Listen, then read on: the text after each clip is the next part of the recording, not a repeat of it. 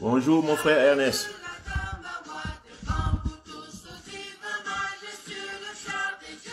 Fantomas, bonjour.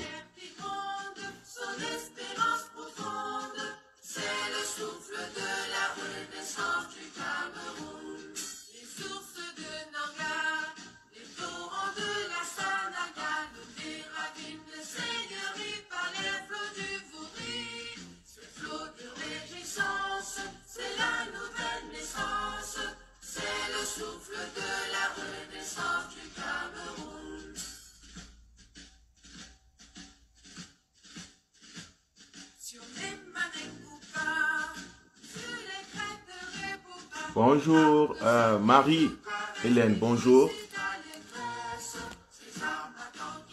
Bonjour.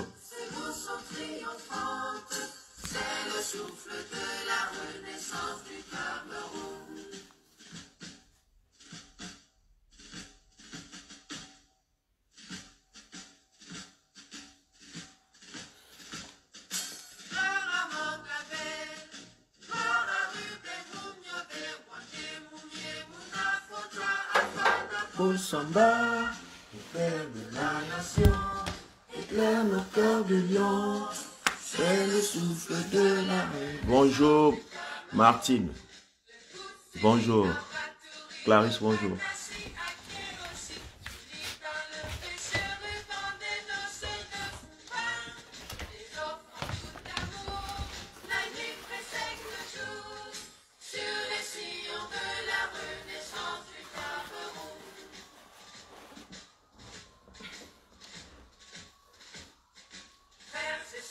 Bonjour, bonjour.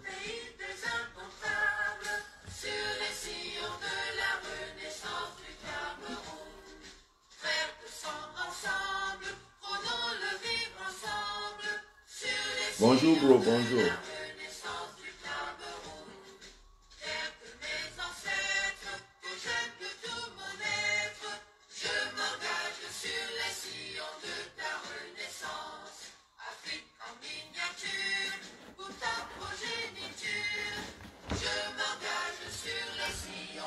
Content que vous soyez là. Je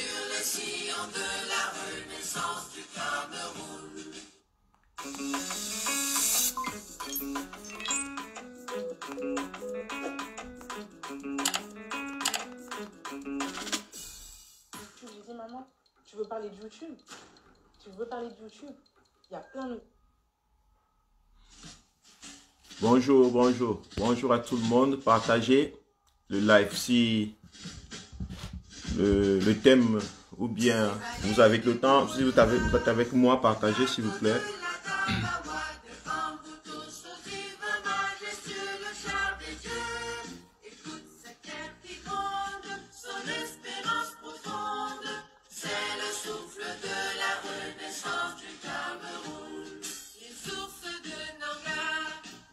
Bonjour, merci, Dieu béni. Toi autant, toi autant. C'est notre nature, c'est notre réelle nature. L'intelligence, c'est ce que nous sommes en tant qu'individu, en tant que peuple, en tant que nation, en tant que Camerounais. Nous sommes tous intelligents. Tous.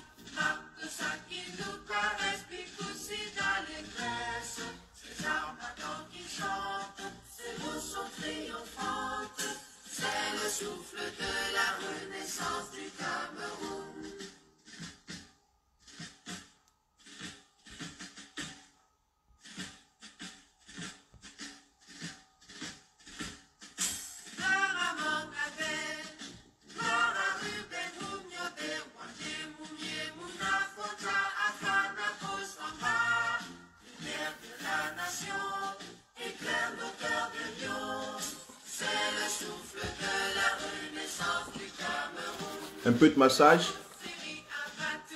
Très bon. Donc, vous mettez là, dans votre voiture ou bien à la maison, quand vous relaxez, et vous avez les méninges qui sont massés, ça fait vraiment du bien. Ok? Ok? Donc, je voulais vous montrer pour que pour ceux qui peut-être ont besoin de ce genre de choses, c'est possible. Donc, vous n'avez plus besoin de la femme ou de l'homme. Vous n'avez plus aussi raison de menacer vos femmes ou vos maris. Masse-moi, masse-moi, masse-moi.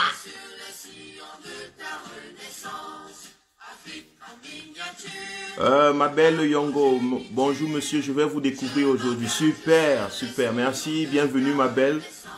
Bienvenue sur mon profil et bienvenue sur dans ce live.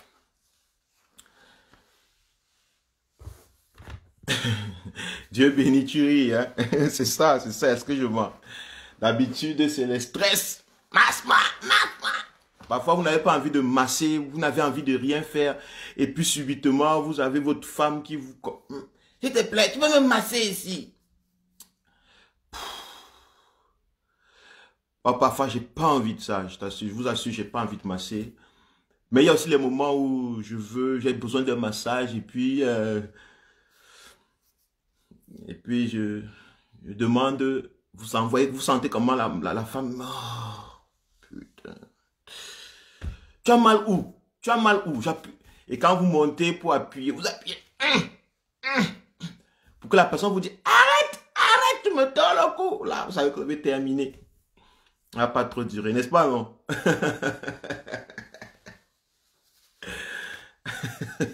Voilà, Dieu bénit, dit qu'il monte sur le dos. Moi, parfois, je monte avec mon genou. J'ai près de 400 kilos, donc je monte avec mon genou, je casse.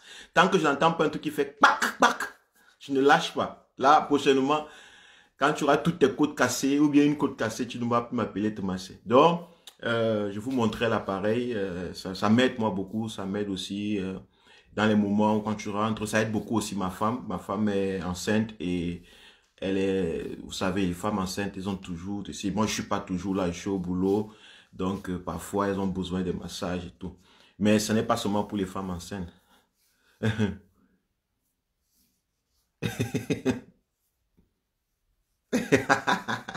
Et donc, c'est intéressant. Je sens que ma belle Yongo, je sens que ton mari, le gars peut se tuer. Je sais pas. Mais on a ça dans cette facilité-là. Je sais pas. Non, bro, faut prendre le cours de massage. Non, non, non, non. Honnêtement, j'ai tellement de cours à prendre. Non, non, pas les cours de massage. Non, non, sérieux. Non. Il y a les spécialistes de massage, des gens qui font ça, moi, non. Mais ça ne veut pas dire que je ne masse pas. Non, non. C'est pas que j'ai pas les sentiments. Si quelqu'un, peut-être, si ma femme, mon enfant a besoin d'un massage, elle a, bon, c'est normal, c'est humain, mais je ne fais pas ça avec, c'est pas une activité que je fais avec plaisir. Parce qu'il y a des gens qui font souvent, oh oui, mon mari me masse, ma femme me masse, comme si c'était... Je me dis souvent, bon, comme si c'était... Parfois même, il y a des gens qui mettent ça donc, comme une activité dans la parade nuptiale, dans le genre, oui, tu seras d'abord, au départ, on va d'abord te masser, hein, ta femme, tu rentres le soir, elle s'habille, elle te masse. Je ne sais pas, pour vous, c'est érotique, pour moi, pas.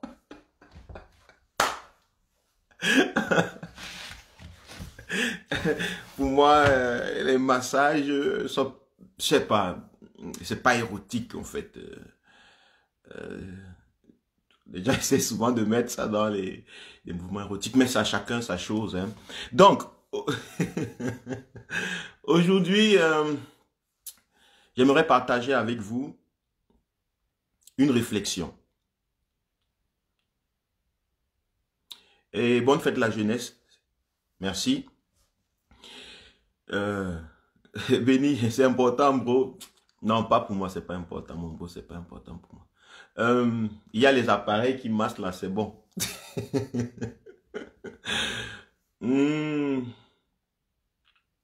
J'aimerais partager avec vous quelque chose que je trouve important. Que la majeure partie des Camerounais, même ceux qui veulent, qui sont pour l'établissement d'un état de droit et de démocratie au Cameroun, néglige, c'est mon constat.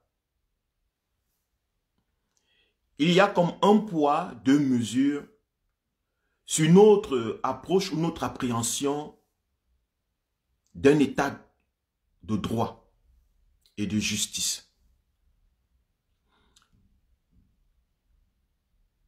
Je me pose les questions vraiment très souvent de savoir est-ce que les Camerounais sont prêts pour la réelle démocratie? Est-ce que les Camerounais sont prêts pour l'état de droit?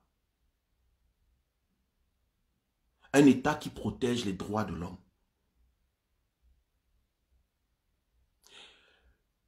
Je doute très fort. Je doute, j'ai un très grand doute que nous comprenons en fait pourquoi nous nous battons.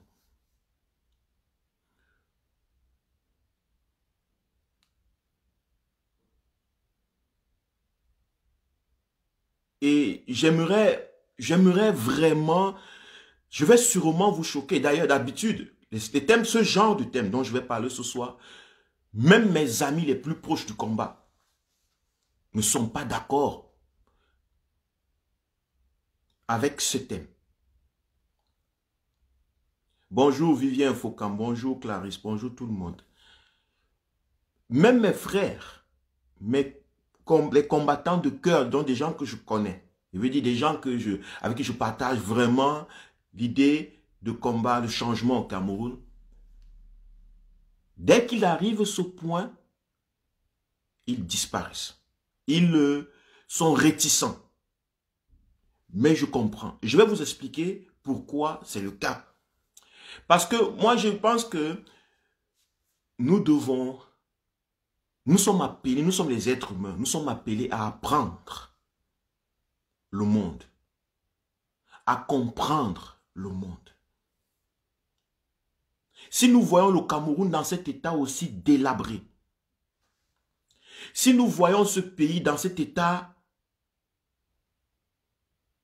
de destruction totale, de délabrement sans pareil, ça veut dire que les êtres humains qui habitent un sens erroné de ce qu'on appelle être un humain, être un homme. Et nous connaissons aussi les raisons pourquoi au Cameroun, les gens ont l'impression d'être des inhumains. Nous comprenons pourquoi. Les gens ont l'impression d'être des inhumains. Nous savons ce que 40 ans, plus de 60 ans, plus de 100 ans d'oppression, plus de 100 ans de privation a créé comme être humain.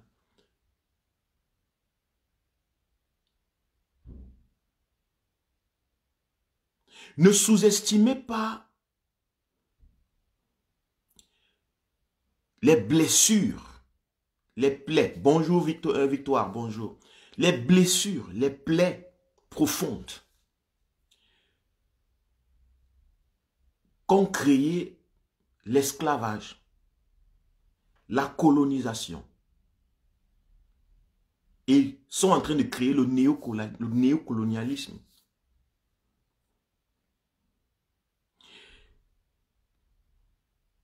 Les séquelles de ces souffrances sont presque indélébiles, mais vous ne les verrez pas. Elles se propagent génétiquement, elles se propagent de génération en génération. Elles se racontent. Donc, quand nos ancêtres ont eu des plaies, ils ont raconté. Quand ils ont eu des souffrances, ils racontent à leurs enfants. Leurs enfants les voient pleurer. Et ça traumatise l'enfant de voir son parent pleurer en racontant sa souffrance. Et cet enfant innocent est blessé, il est traumatisé. Ça crée une plaie dans l'enfant. L'enfant grandit donc avec une plaie.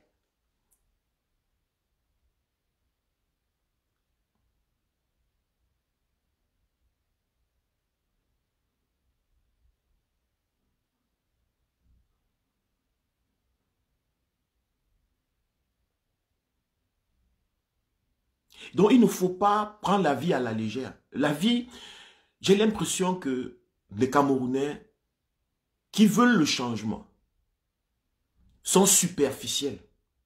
Ils ont une approche superficielle du changement. Ils ont une approche superficielle de la qualité de changement qu'ils veulent. Tout ce qui les arrange ou tout ce qui est important pour eux, ce n'est plus voir Paul Biya là. On va dire, on veut plus Paul Biya, on ne veut plus le régime Biya, c'est tout. C'est très superficiel. C'est vraiment très superficiel.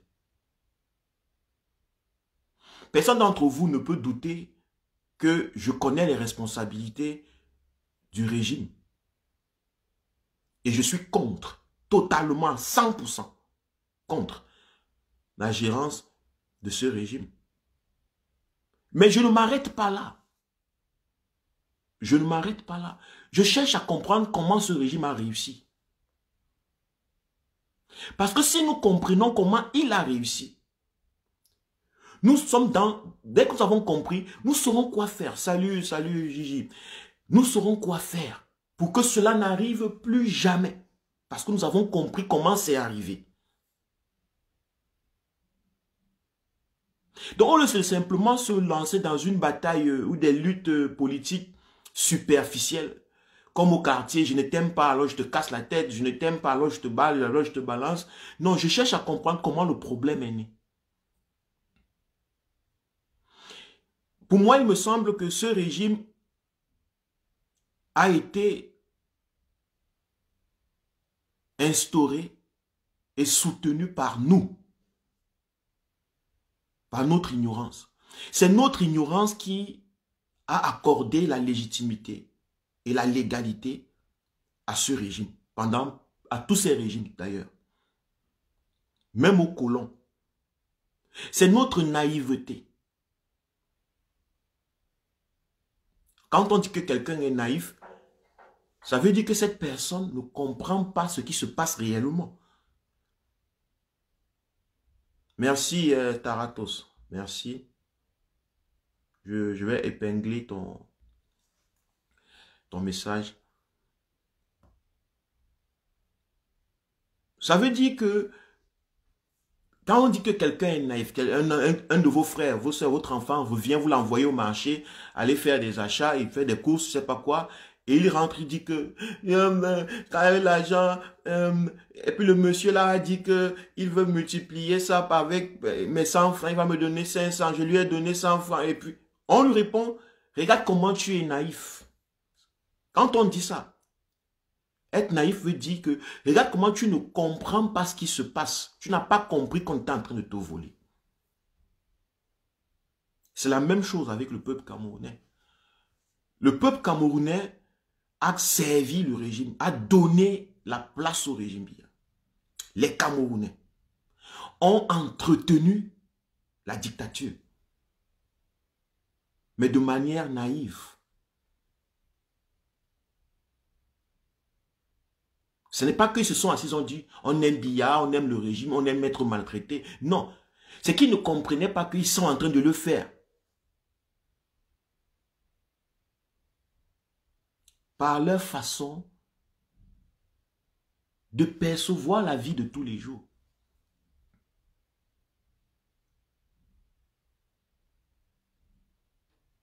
Par leur façon de percevoir la vie de tous les jours, leur vie quotidienne, comment ils la voient, comment ils traitent leurs voisins, comment ils traitent leur famille, comment ils traitent leurs parents, leurs enfants. Une manière, leur quotidien aussi violent, parce qu'ils ont été traumatisés. Ils veulent rendre la violence, ils veulent rendre le traumatisme. Vous allez remarquer que beaucoup de parents pensent que c'est bon de taper sur leurs enfants. Parce qu'on les a tapés. Ce n'est pas parce que ils ont vu quelque chose de grandiose. Peut-être, c'est pas parce qu'en les tapant, des étoiles sont sorties sur eux, ils sont devenus très intelligents.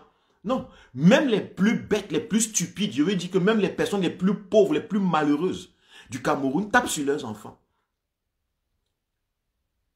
Pourtant, elles-mêmes n'ont pas réussi. Vous allez voir un jeune homme, vous avez vu une vidéo où un jeune homme maltraitait un enfant dans un fût. ce monsieur ne ressemble pas à la réussite. Il ne ressemble pas à quelqu'un qui a réussi sa vie, qui est épanoui et quelque chose.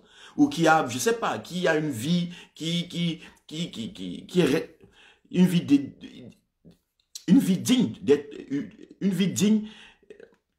Il ne ressemble pas à ça. Mais il a la capacité de mettre l'enfant dans le feu et de lui tordre les pieds, de l'attacher.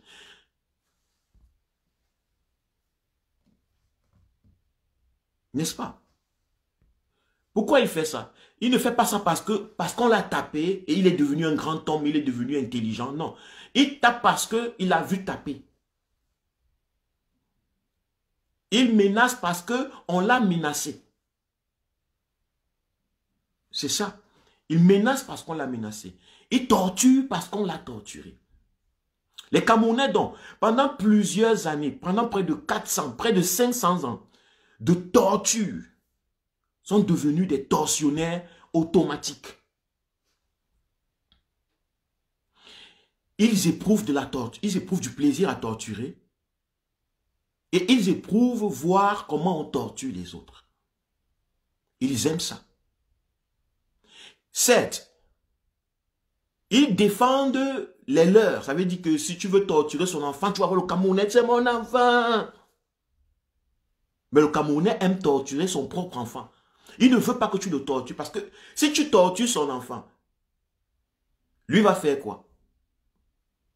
Vous voyez, dans la famille, on va vous dire que je ne peux pas accepter que quelqu'un tape mon enfant.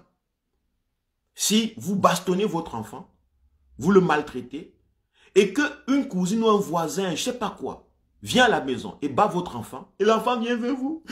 Vous voyez un gros œil rouge ou bleu ou je ne sais pas quoi, et il va pas, maman, c'est tata ou c'est la voisine qui m'a tapé. Vous prenez votre enfant, vous allez vers chez la voisine ou chez la cousine. Pourquoi vous avez tapé mon enfant? Qui vous a donné le droit de taper mon enfant?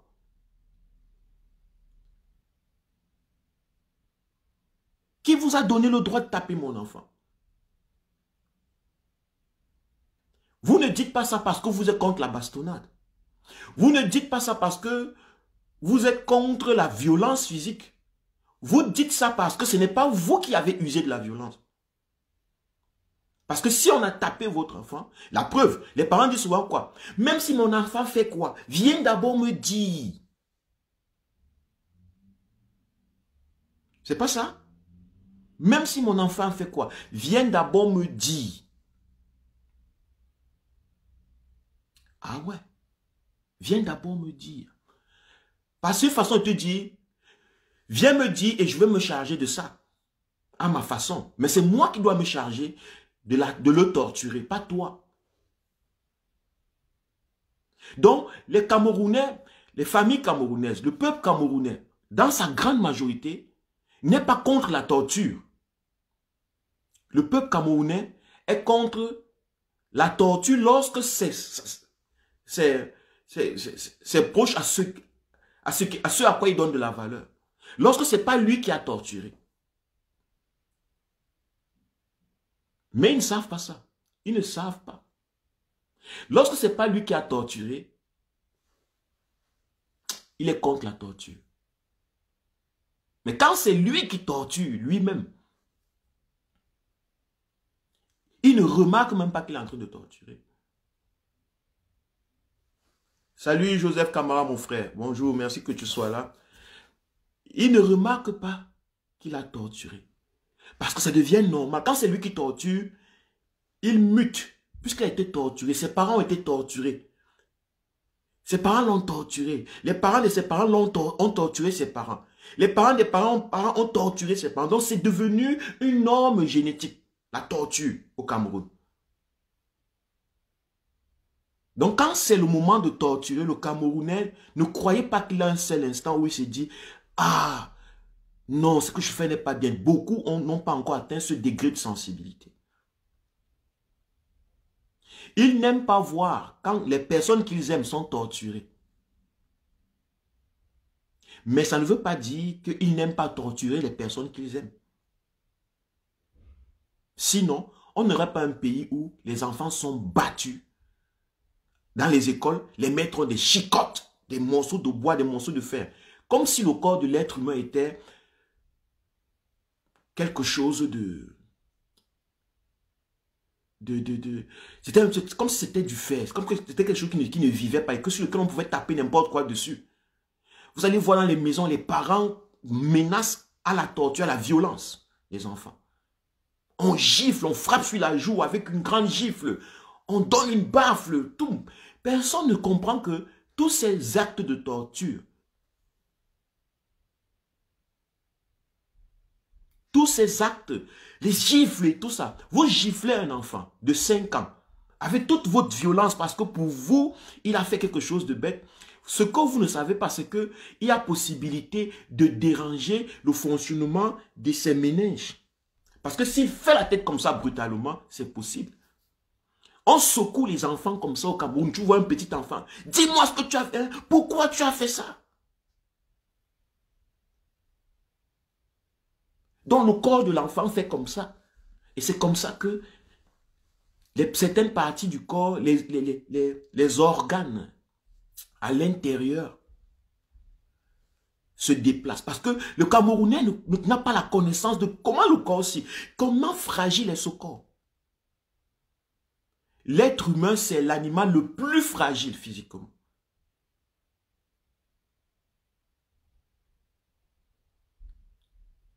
Si les Camerounais avaient la compréhension de combien fragile est le corps humain, ils donneraient plus d'importance à l'esprit humain. Ils entreteniraient le corps,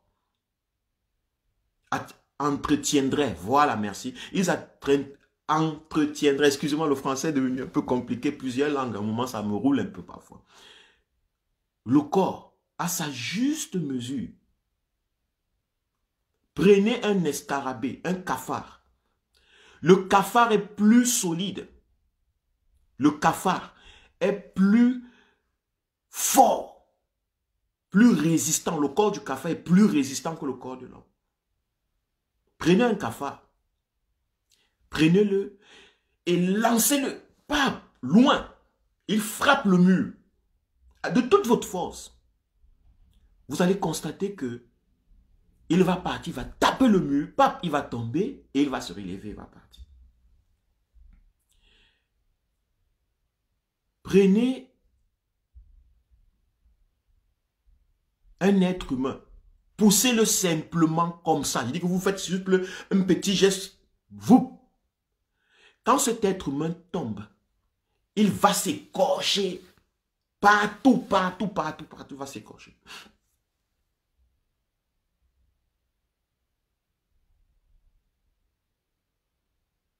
Parce que la nature a fait de telle sorte que plus nous évoluons au niveau de notre cerveau, plus l'animal évolue,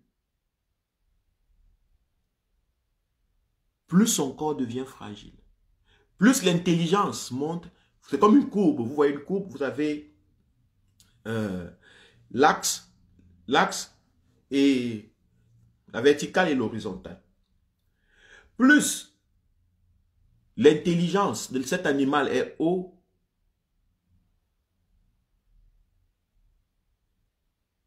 plus la fragilité est grande.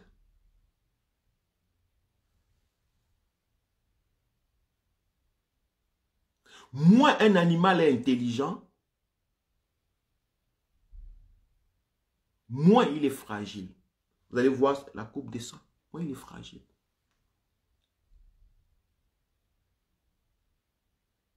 Moins il est fragile physiquement. Parce que il faut que l'animal qui est moins intelligent puisse survivre. Et il faut que l'animal qui est plus intelligent puisse survivre. Bonjour Nadine, bonjour. Il faut que l'animal qui est moins intelligent puisse survivre. Il faut en même temps que l'animal le plus intelligent puisse survivre. Que ces deux animaux survivent en harmonie dans le même espace. Dans le même biotope, dans le même milieu, dans le même environnement.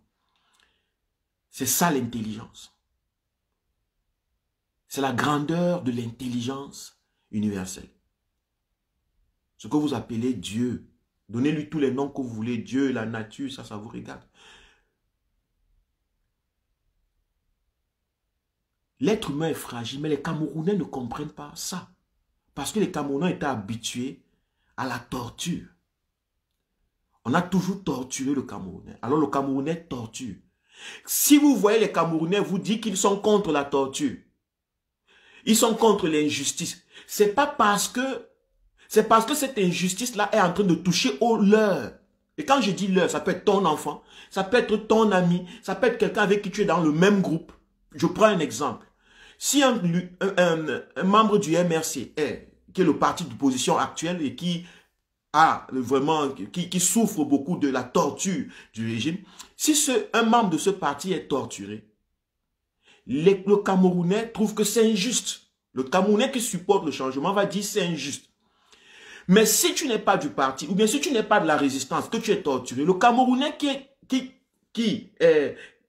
combat pour l'injustice n'est pas considéré par ton injustice. Mais c'est ce même Camerounais qui va te dire, au Cameroun, il y a l'indignation sélective. Le même Camerounais qui combat l'injustice va omettre de voir qu'il est devenu injuste lorsqu'il s'agissait de quelqu'un d'autre qui n'était pas du MRC, quelqu'un d'autre qui n'était pas de la résistance. Il va même trouver que c'est normal qu'on puisse maltraiter quelqu'un d'autre. Parce que celui-là ne serait pas de mon camp, parce que celui-là ne serait pas pour le changement. Donc, ils sont habitués. Dès que peut-être quelqu'un du RDPC ou du PURS ou bien de quoi, ou je ne sais pas d'où, est maltraité ou bien reçoit ou bien subit des violences, il va négliger. Ce n'est pas qu'il va dire, ouais, super que la violence, mais il va négliger ce thème. Il va dire, ah, c'est entre eux. Tant que c'est entre eux, ils peuvent se tuer, moi c'est égal. Parce que le problème des Camerounais, ce n'est pas qu'ils sont contre la violence. Ils sont contre la violence lorsque soit elle affecte les gens qui leur sont proches. Lorsque c'est les gens qui leur sont proches qui subissent la violence. Ou alors lorsque ce n'est pas eux qui ont infligé la violence. J'ai pris l'exemple de l'enfant. Je recommence cet exemple. Vous allez voir des mamans, des parents au Cameroun qui vont vous dire, vous tapez son enfant, leur enfant a volé, ou bien vous a insulté dans la rue, vous êtes une maman, vous tapez sur cet enfant, l'enfant court chez sa mère ou chez son père, dit que vous l'avez tapé, c'est la mère qui sort avec l'enfant. Elle part se plaindre chez cette femme ou chez cet homme. Ne touchez plus à mon enfant. Subitement, la mère ressent comment ça fait mal d'être violent. Mais attention, quand cet enfant est dans la maison avec elle, elle le maltraite, elle le violente aussi, elle le tape. Donc, quand cet enfant, elle le tape à la maison, elle trouve légitime de le violenter. Donc, il y a une violence légitime. Si c'est mon enfant, je le violente. Je peux le bastonner parce que c'est mon enfant. Mais toi, tu n'as pas le droit de le bastonner parce que ce n'est pas le tien. Alors les Camerounais ne bastonnent pas les enfants d'autrui. Tout le monde ne fait pas violence à tout le monde, mais chacun dans son foyer exerce la violence. La violence est répandue. Bonjour à tout le monde. La violence est répandue donc dans le pays de manière subtile. Vous n'allez pas voir des gens qui sont violents. Non. Tout le monde évite de taper l'enfant d'autrui, mais dans toutes les maisons, la violence est répandue. La violence physique, la torture. Maintenant, ce sont ces enfants qui sortent, qui deviennent des directeurs parce qu'on vous les violenter, ils vous suivent parce qu'ils ont peur. Ils vous respectent ce que vous aimez en tant que parents. Ils vous respectent parce qu'ils ont peur. Ils se taisent, ils font ce que vous voulez. Ils vont à l'école, ils deviennent assidus, ils ont les bonnes notes. Après, ils passent le concours, ils deviennent là dans la fonction publique. Ils deviennent gendarmes, ils font le concours de militaire, gendarme, je ne sais pas quoi. Alors là, puisqu'il est libre maintenant de ceux qui l'ont violenté, il est devenu un adulte. Parce qu'on lui a toujours dit que c'est quand il sera grand qu'il va faire ce qu'il veut. Alors, dès qu'il devient un adulte, un militaire, un gendarme, un policier, je ne sais pas quoi, n'importe quoi, il exerce automatiquement cette violence avec légitimité. Il dit, mon temps est arrivé de violenter. Il ne connaît que ça. Il ne sait que ça. Et en plus, il a là le droit de le faire. Ça veut dire qu'il a la loi à ses côtés. Donc, maintenant, la différence avec le parent à la maison, au quartier, c'est que lui, il a le fusil et le droit de violenter. Il a la matraque et le droit. Il a la loi avec lui. Il a le gouvernement avec lui. Il a l'autorité avec lui. Donc maintenant, il va violenter pas seulement ses enfants. Il peut violenter légitimement, légalement, tes propres enfants.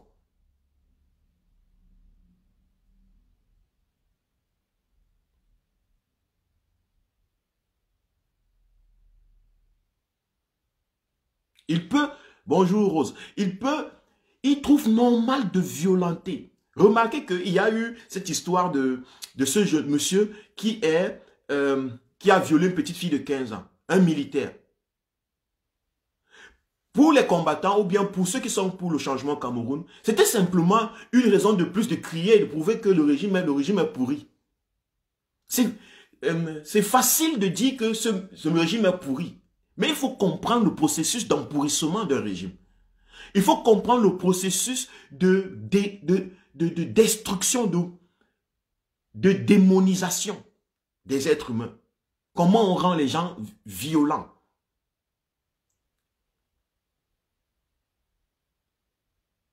C'est pas simplement dire, oui, c'est encore un boulot. C'est toujours eux, ils violent. Regardez, c'est un militaire boulot. Ça là, ce n'est pas le changement réel. Ça là, ça veut dire que vous n'avez pas compris exactement de quoi il est question. Quand on dit la renaissance du Cameroun. Quand le président élu Maurice Kamto dit la renaissance du Cameroun, en fait, c'est plus vaste que ce que vous pouvez imaginer. Ce n'est pas simplement ce qu'on voit, c'est les conséquences de quelque chose. Donc la violence n'est pas sortie de nous. Nous n'avons pas vraiment encore dit non à la violence. Et c'est parce que nous n'avons pas dit non à la violence que nous avons conservé le régime qui violente. Des personnes qui violentent les autres êtres humains, ça veut dire des personnes qui exercent la violence sur leurs propres enfants, ne peuvent pas détester un dirigeant violent. Des personnes qui exercent la violence, ne serait-ce que sur leurs proches, leurs enfants, ne sont en accord avec la violence étatique. Même s'ils ne le savent pas. Ils légitimisent la violence étatique, la violence d'un État, des gouvernants, des gens qui ont plus de pouvoir. Pourquoi? Parce que lorsque vous violentez sur votre propre enfant, vous le violentez en position d'autorité. Vous vous présentez comme une autorité pour lui.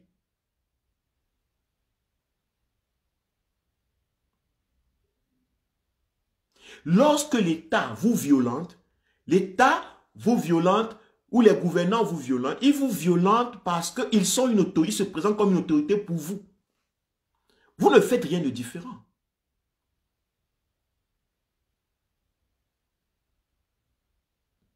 Il n'y a pas de différence entre un peuple, des familles qui usent de la violence tous les jours sur leurs enfants, la violence verbale, la violence physique, des violences sexuelles.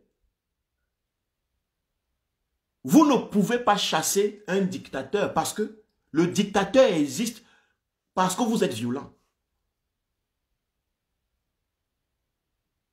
Un dictateur, c'est qui? C'est quelqu'un qui te dicte ce que tu dois faire. Parce que tu ne fais pas ça toi-même. Parce que tu ne fais pas ce qu'il faut faire de toi-même. Parce que tu es responsable. Lorsque vous dictez à votre enfant de nettoyer sa chambre, c'est parce que votre enfant ne nettoie pas sa chambre. Si votre enfant se lève tous les matins et nettoie sa chambre, vous n'allez même plus exister. Parce que vous n'aurez même plus quoi lui dire. Est-ce que vous comprenez le phénomène de la dictature? Est-ce que vous comprenez comment les dictatures existent, comment on les soutient, comment on les protège? Nous les protégeons parce que nous sommes des dictatures. Déjà dans nos maisons, nous sommes des petits dictateurs. nous imposons. Nous n'apportons pas la connaissance à nos enfants. Nous n'apportons pas l'amour à nos enfants. Non, nos enfants vivent avec nous sous la peur. Ce n'est pas sous l'amour. Ce n'est pas l'amour qui est la base de notre relation avec nous et les enfants. Nous exigeons qu'ils nous respectent. Et nous achetons ce respect par l'expression, la démonstration de notre autorité sur les enfants. Ils apprennent donc que lorsque tu as l'autorité, tu as forcément la raison sur l'exercice de la violence sur celui qui est moins. Remarquez quelque chose au Cameroun. Les Camerounais savent qu'ils n'ont pas d'eau potable, machin. Ils se plaignent tout le temps dans les régions, à la télé, partout. Mais vous ne verrez pas les Camerounais aller, ils connaissent où habitent les ministres. Il n'y a pas un Camerounais qui ne sait pas où habite le quartier des ministres dans le Cameroun. Le seul président, le seul en ce moment où on va dire que les Camerounais sont un peu là-bas, c'est l'ex-ministre de la Justice, l'un des ministres de la Justice, Maurice Kamto. Vous avez déjà vu les Camerounais partis, vous avez vu les Camerounais partis s'agglutiner devant la maison du ministre Famundongo ou devant la maison du ministre tel. Non, ce n'est pas qu'ils ne savent pas où ils habitent. Les Camerounais ne menacent pas les policiers. Les Camerounais ne sont pas contre les bandits, contre les généraux, les militaires, le BI. Non. Vous pouvez maltraiter Cameroun comme vous voulez. Mais non. Il suffit qu'un petit garçon au quartier vole un morceau de poulet, une poule. On lui fait manger le poulet vivant. On lui fait manger ce poulet vivant. J'ai vécu ça à Mendon. Où un jeune garçon est parti, on l'a attrapé quelques temps avant les fêtes de Noël. Il est parti voler les poulets qu'il voyait souvent se balader. Il a volé une poule, on l'a attrapé. On a fait manger à ce garçon le poulet vivant, avec les dents. Sans le tuer, non. Il va manger. On a pris la cigarette, on a fermé, on a bouché le trou de son sexe, de son zizi. Avec les mégots de cigarette. On allume les cigarettes, on met l'huile rouge et puis on appuie pour que ça brûle plus. Lorsque on est face à quelqu'un d'inférieur, qu'on pense inférieur, on trouve la violence légitime. Parce que c'est comme ça qu'on a été éduqué. La violence n'est pas simplement physique. La violence est aussi psychologique.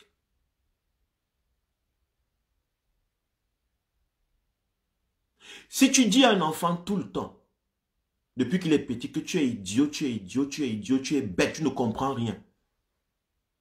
Tu es idiot, tu es idiot, tu es idiot, tu es idiot, tu es bête, tu ne comprends rien.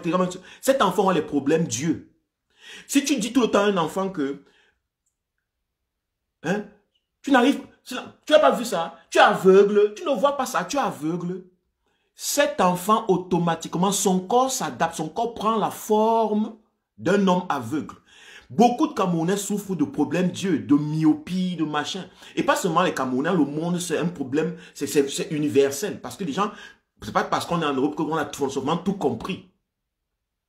C'est avec la connaissance, la science et le développement et les nouvelles données que ceux qui sont éduqués comprennent et commencent à changer leur façon de fonctionner. Si vous dites à un enfant tout le temps que tu ne vois pas, tu es un aveugle, tu ne comprends pas, tu es un aveugle, cet enfant, son corps se modifie. Beaucoup de Camerounais souffrent de myopie. La capacité de ne pas pouvoir voir très loin. Un enfant qui vit dans des conditions où il n'y a pas, les parents n'ont pas de perspective, où les parents ne savent pas ce qu'ils vont manger demain, ce qu'ils ne vont pas manger, où ils vont travailler, comment ils vont vivre. Cet enfant développe des maladies d'yeux. Parce que les yeux reflètent la perspective. Un homme qui n'a pas de perspective, ses yeux automatiquement commencent à perdre la vue de loin. Dans les pays où les gens n'ont pas de perspective, les gens souffrent beaucoup plus de myopie.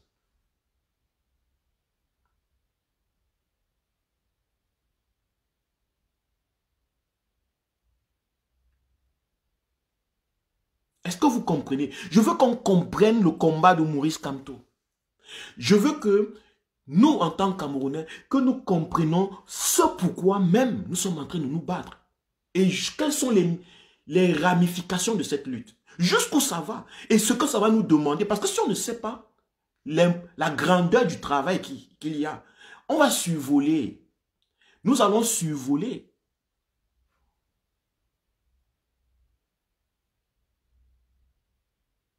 Nous allons survoler et nous n'allons pas faire le véritable travail.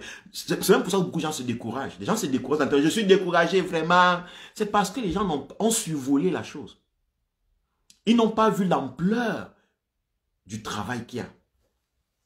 Donc, moi, c'est ça mon travail. C'est de nous aider tant que je peux.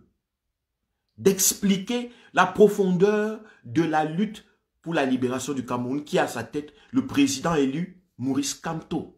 Ça peut déplaire à plusieurs personnes. Mais ce que j'ai dit va au-delà de Maurice Kamto. Parce que lui-même, il est conscient. S'il me suit, d'ailleurs, j'ai suivi son discours et à la 3 minutes 53, le président élu Maurice Kamto a dit ce que j'ai dit hier matin quand je parlais de la jeunesse.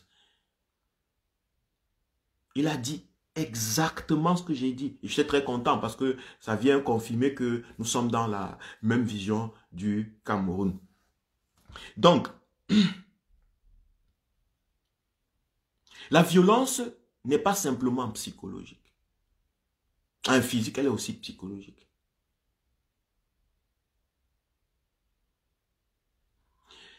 Au Cameroun, il y a une nouvelle qui court. C'est depuis hier, qu'on a attrapé un groupe d'homosexuels ou de personnes présumées homosexuelles.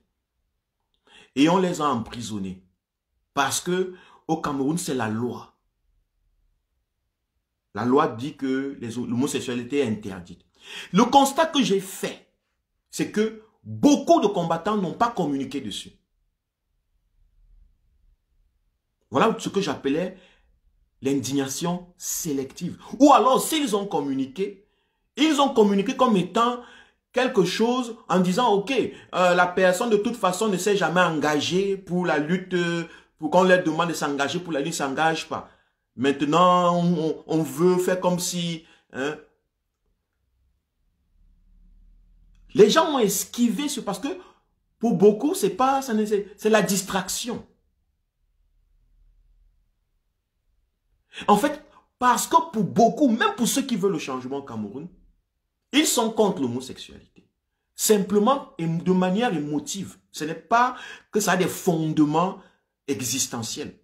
C'est juste de manière émotive. Et comme ils sont contre ça, ils ne communiquent pas sur cette injustice. Ce n'est plus politique pour eux.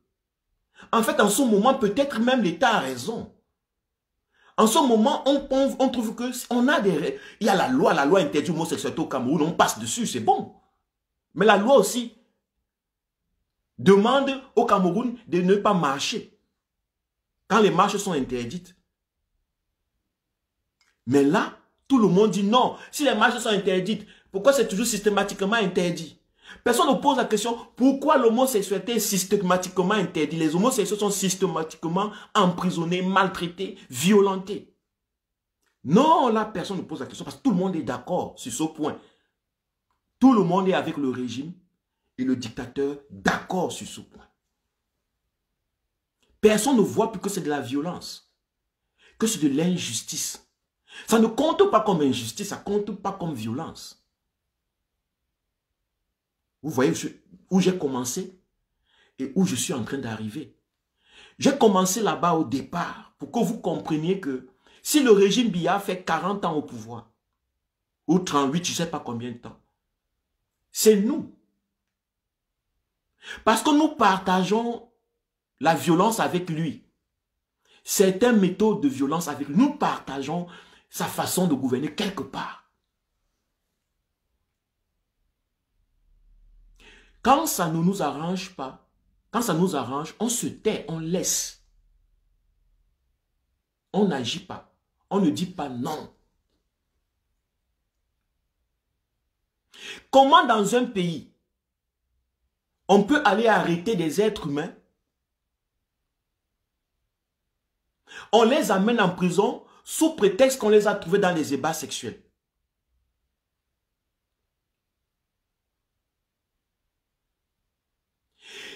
C'est quel pays, c'est quelle loi qui dit qu'on doit aller fouiller dans les chambres des gens? Ce qu'ils sont en train de faire.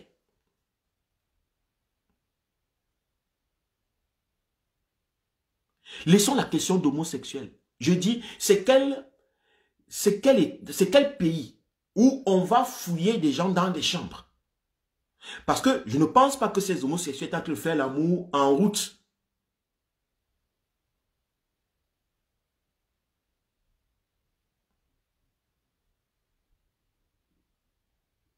Je ne pense pas. Je ne pense pas. On les a trouvés dans la chambre. Ils étaient 3 hommes. Comme l'homosexualité est interdite, c'est bon.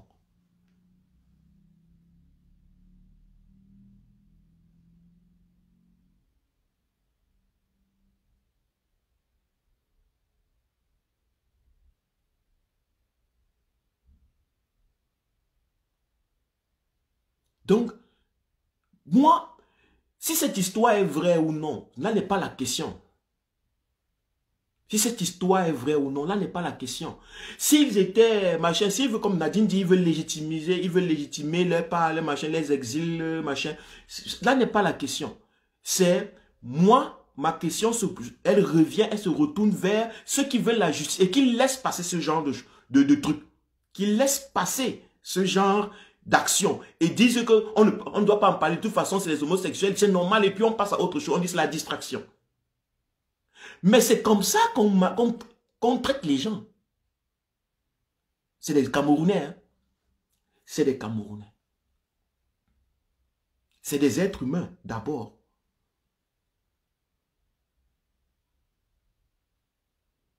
Avant les raisons pour lesquelles ils sont homosexuels ou bien ils sont présumés homosexuels, c'est d'abord des êtres humains. Mais puisque nous n'avons pas un degré de sensibilité élevé, pour nous, c'est... On peut s'en passer. Bonsoir, Florian Collignon, bonsoir. On peut s'en passer.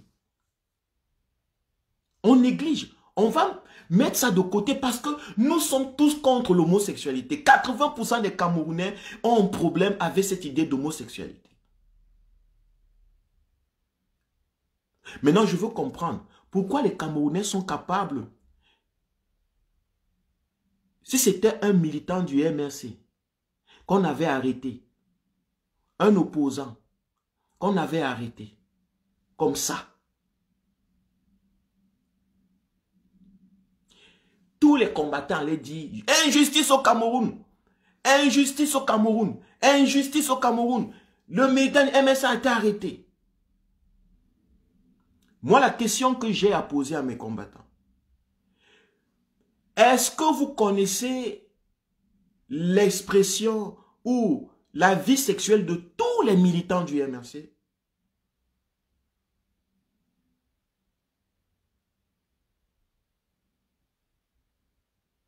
Non. Donc, il est possible que vous ayez défendu déjà des homosexuels. Il est possible que vous ayez déjà envoyé votre argent dans des cagnottes. Et ça a servi, ça a donné la vie à un homosexuel.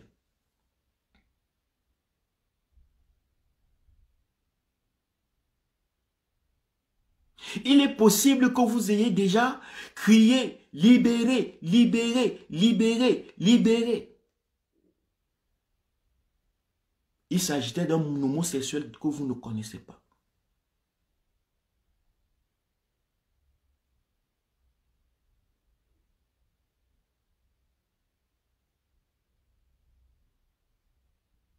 Donc, il faut qu'on entre maintenant, qu'on fasse un travail profond de réflexion. J'ai fait une remarque.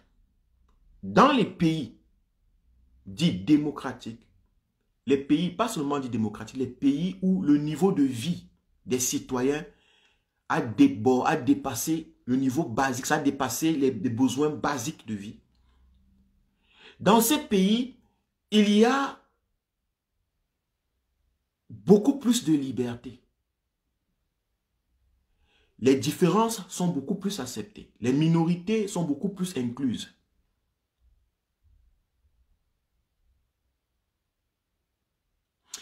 Dans les pays où il y a des régimes dictatoriaux,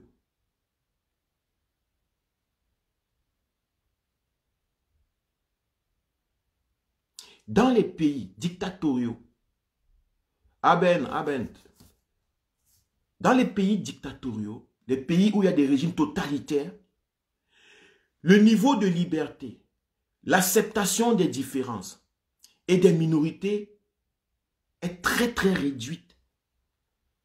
Regardez les pays comme les pays saoudiens où c'est les trucs islamiques du gérés par la main de fer, par le Coran et la charia et consorts. Regardez les pays, tous les pays où il y a la dictature en Afrique.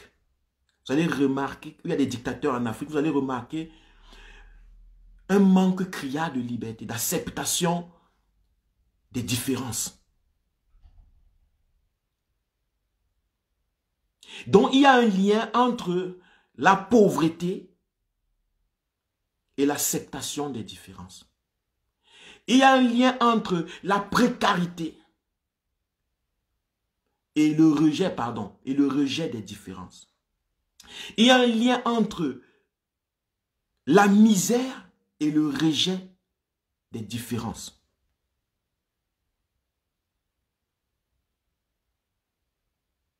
Parce que les différences, accepter les différences dans une dictature, c'est permettre, ce n'est plus avoir le contrôle.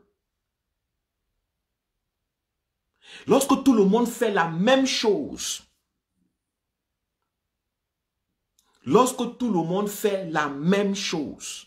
c'est plus facile de contrôler. Mais lorsque les gens font plusieurs choses différemment, organiser tout ça est très difficile. Voilà pourquoi dans les pays de dictature, l'état d'esprit des populations, l'état d'esprit des dirigeants est comme ça, carré.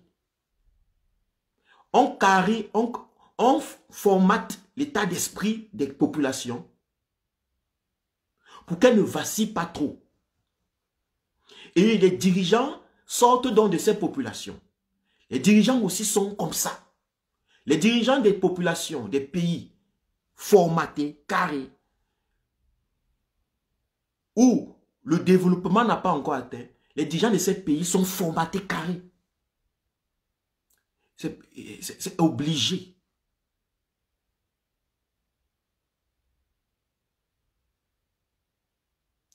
Dans les pays où il y a la dictature, où il y a la pauvreté, la misère, les gens ne peuvent pas s'offrir le luxe des libertés fondamentales.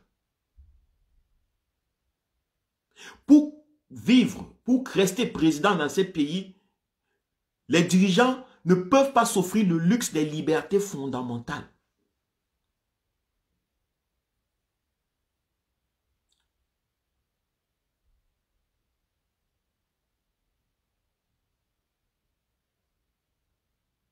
Il faut d'abord qu'on comprenne ça. Il faut d'abord qu'on insère, qu'on ingère ça, qu'on digère cette vérité. Les gens ne sont pas contre l'homosexualité au Cameroun parce que l'homosexualité ferait quoi que ce soit de dangereux à quelqu'un. Non. Les gens sont contre l'homosexualité au Cameroun parce que l'hétérosexualité est un mode est une sécurité sociale.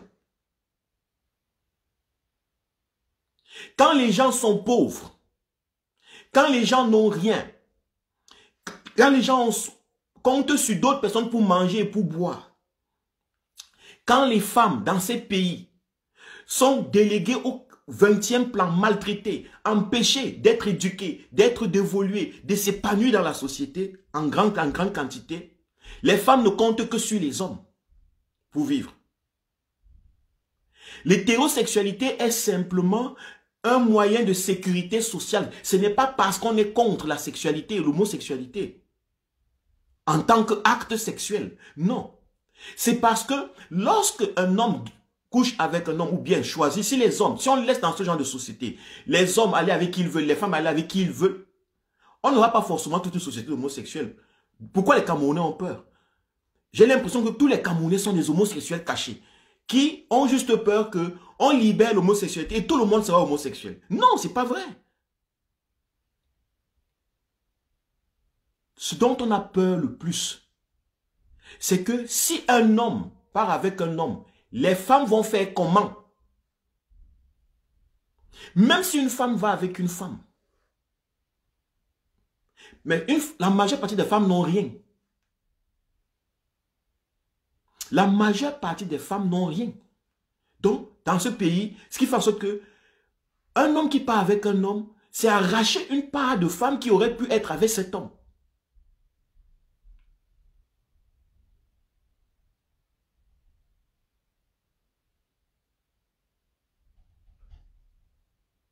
Dans les pays, c'est mon observation, dans les pays développés,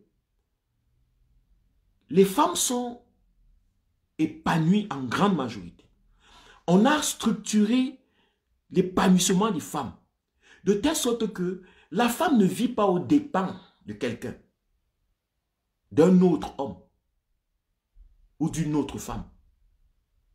Et lorsque dans ces pays, tout le monde peut vivre librement à ses propres dépens, en général, les discussions comme avec qui il couche, avec qui il couche, avec qui il sort, avec qui il ne sort pas, deviennent chute. Le niveau de ce genre de discussion tombe. L'acte sexuel ou bien votre vie sexuelle n'intéresse plus trop les gens. La vie sexuelle intéresse trop les gens dans des milieux où c'est un mode de sécurité sociale.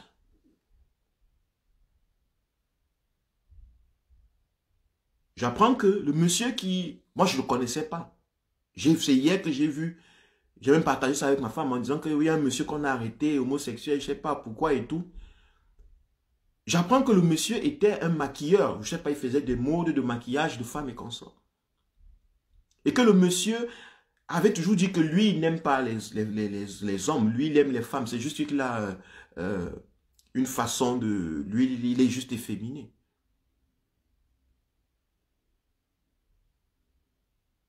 Mais on va l'arrêter avec... On dit qu'il était avec des hommes et des femmes. Des hommes avec qui il faisait l'amour et tout. Des trucs bizarres, des trucs très sales même, de toute façon. Mais regardez.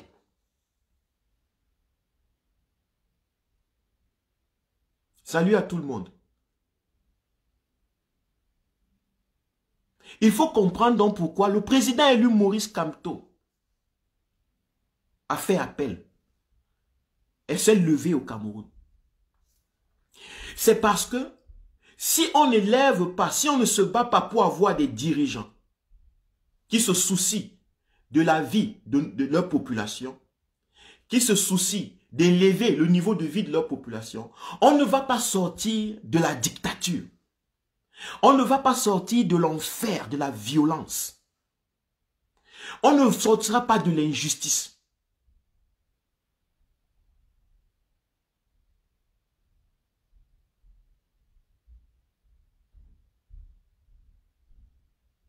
Il sera très difficile de sortir du cercle vicieux de la dictature si on ne comprend pas. Voici Déborah Gisèle Atouba, je vais lire son commentaire. La Bible affirme l'homosexualité est une abomination.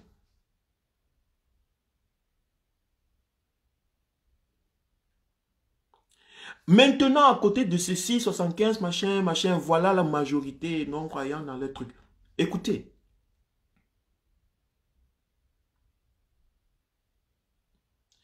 Je vous dis tous les jours que le problème du Cameroun, c'est ça. Remarquez que dans les pays pauvres et misérables, les dictatures sont prédominantes. Et dans ces pays, vous avez remarqué qu'il y a prédomination des religions et de la croyance en religieuse. Et ces pays sont fondamentalistes. Vous ne pouvez pas avoir une dictature s'il n'y a pas un état d'esprit fondamentaliste. Et le fondamentalisme religieux est très prédominant dans les dictatures.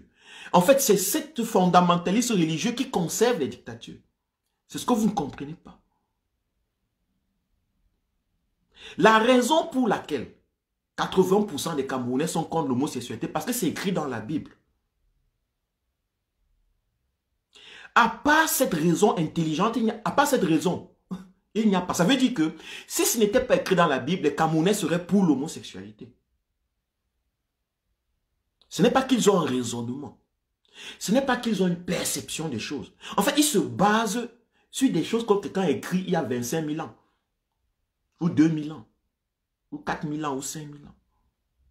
Il n'y a pas d'intelligence, il n'y a pas de fraîcheur. Il n'y a pas un nouveau souffle. On appelle le MRC, la Renaissance, un souffle nouveau. Il n'y a pas ça encore chez les gens, dans l'esprit des gens. Les gens sont fondamentalistes. Et il y a un lien entre le fondamentalisme et la dictature. La dictature, c'est la gérance sur les fondamentaux.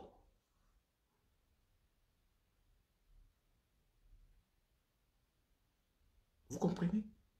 Les dictatures sont fondamentalistes. Remarquez, faites vous-même cette observation. Dans tous les pays, regardez le Congo, le Gabon, partout.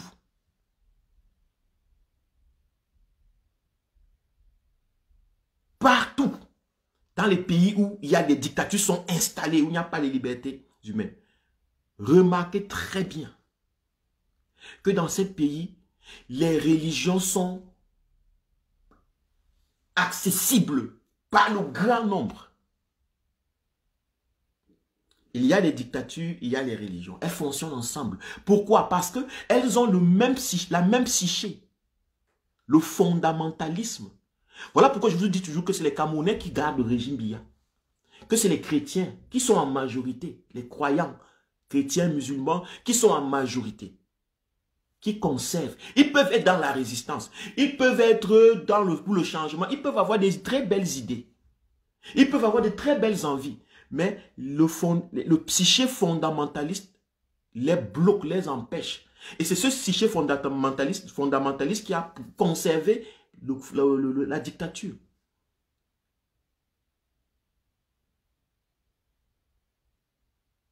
Mais moi, je reste observateur de la société. Je reste simplement critique de la société. Je dis, j'observe depuis que je suis, ça va faire 16 ans en Occident, où on dit que 65% sont contre l'homosexualité. Être contre l'homosexualité et donner la liberté aux homosexuels, c'est 14 choses différentes. C'est pas parce que je parle que je suis homosexuel. Je sais faire la différence entre le respect des droits élémentaires des êtres humains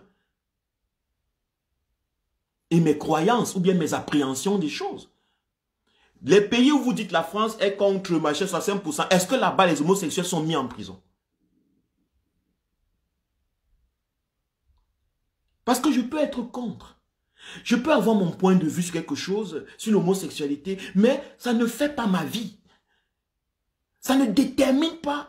C'est pas l'homosexuel qui paye mon loyer forcément, ou ma maison, mon argent, mes voyages et tout. Je vis déjà sans être homosexuel. Mais dans les pays où les gens ne vivent pas, où les gens dépendent, remarquez très bien, où les gens dépendent des autres, vous allez remarquer que dans ces pays,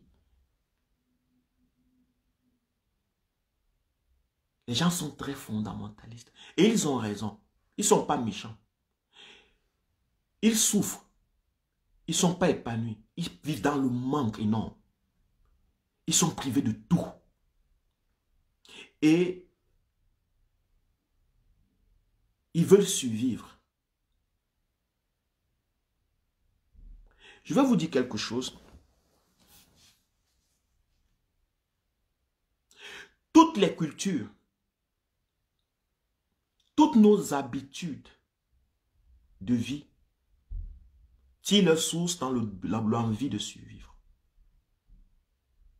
Vous pouvez trouver votre culture, vos traditions, votre religion, vos croyances comme des choses extraordinaires envoyées par Dieu. Non.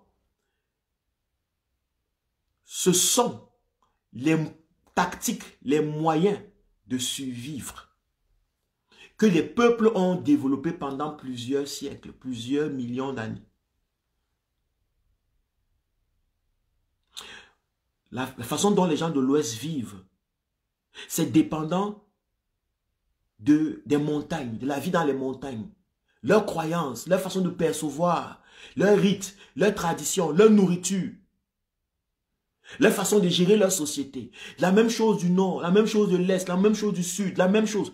Donc, vous constatez qu'il y a différentes façons de faire. Pourquoi? Parce que ce n'est pas des choses que Dieu a inventées. C'est les hommes qui ont inventé. Ce sont des techniques de survie. Ce sont des techniques de survie. Vos croyances, ce ne sont que les méthodes de survie. Par exemple, le christianisme.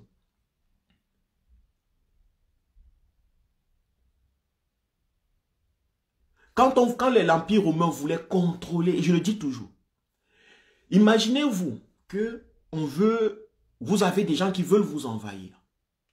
Envahir votre empire, votre village, votre groupe. Si, dans ces personnes, dans ce groupe, dans votre village, chacun fait ce qu'il veut. Les gens vont au champ aux heures qu'ils veulent. Les gens dansent quand ils veulent, ils boivent ce qu'ils veulent, ils font ce qu'ils veulent. Il est difficile de les mobiliser.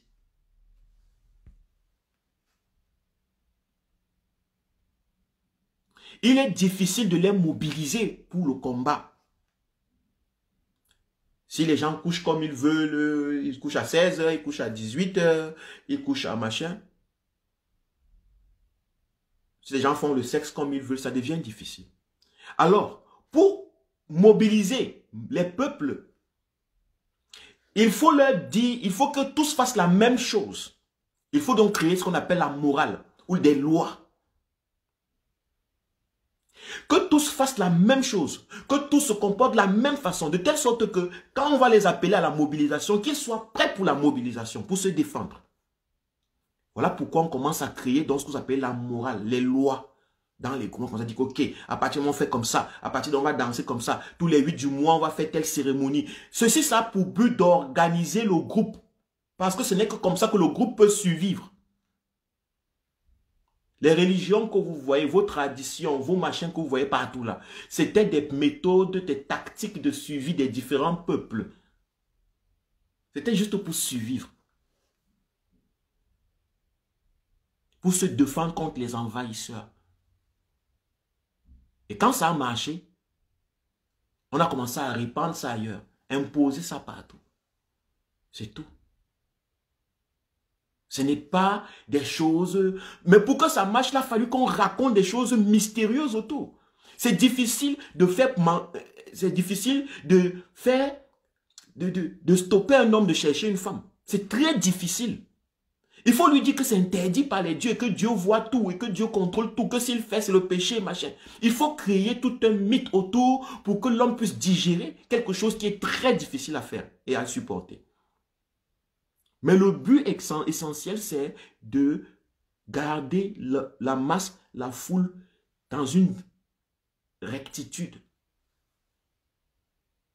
Parce que ce n'est que comme ça que les gens pouvaient survivre dans les temps barbares, les temps anciens, où on venait des gens qui étaient avec des chevaux, des armes, ils venaient casser ici, bruit, on découpait les gens, on prenait les territoires et tout ça. Donc il fallait développer des tactiques de suivi. Les traditions, les rites, les machins. Regardez bien les prières même. Dans la Bible, les prières parlaient de quoi? Les prières parlaient de la nourriture, du blé. Le blé, c'est quoi? C'est pour manger. Quand les gens priaient, ils sacrifiaient les bœufs à leur Dieu, à Baal, à ceci, à cela, à Dieu. Quand ils priaient, tout ce qu'on vous dit dans la Bible, là, c'était des rites, c'était des méthodes, c'était des tactiques, c'était des rites.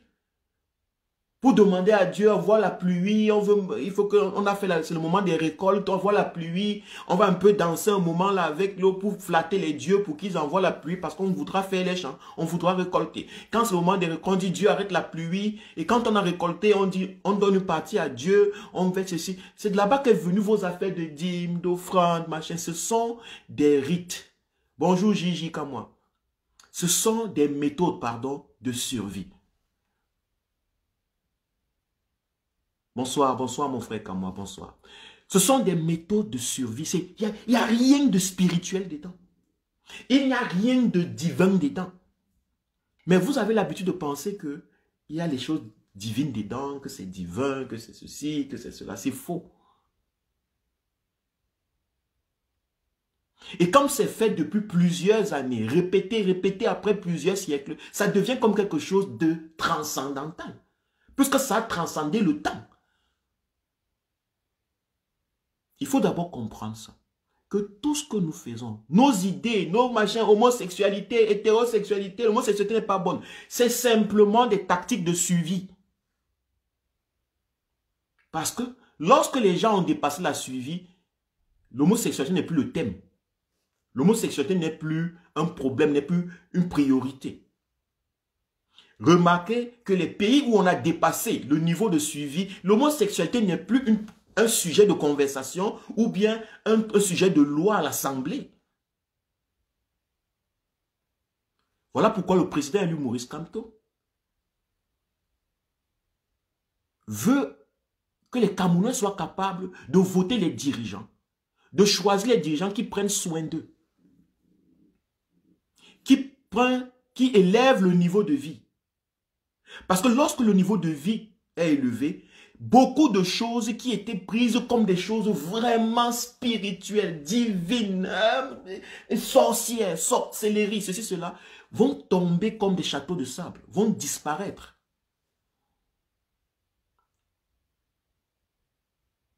Donc, ce que nous voyons au Cameroun, cette lutte acharnée contre les homosexualités, c'est la misère.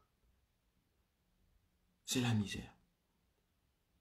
C'est rien d'autre que ça. Un homme misérable tient beaucoup à la sexualité. À sa sexualité. Parce que sa sexualité est un moyen de reproduction. Et la reproduction, pour le pauvre, c'est la sécurité sociale. Comment est-ce que nos parents nous regardent? Mes enfants, je vous envoie à l'école pour que vous me servez demain. Nous sommes la sécurité sociale. Donc si on laisse des gens commencer à coucher entre eux, les femmes entre elles, les hommes entre eux, on a peur qu'il n'y ait plus que le filet social se déchire, qu'il n'y ait plus de sécurité sociale pour nous, puisque nous sommes des misérables. Donc le problème, ce n'est pas l'homosexualité, le problème, c'est le niveau de vie. Le problème, ce n'est pas l'homosexualité, le problème, c'est le manque de sécurité sociale. Quand vous refusez les dictatures,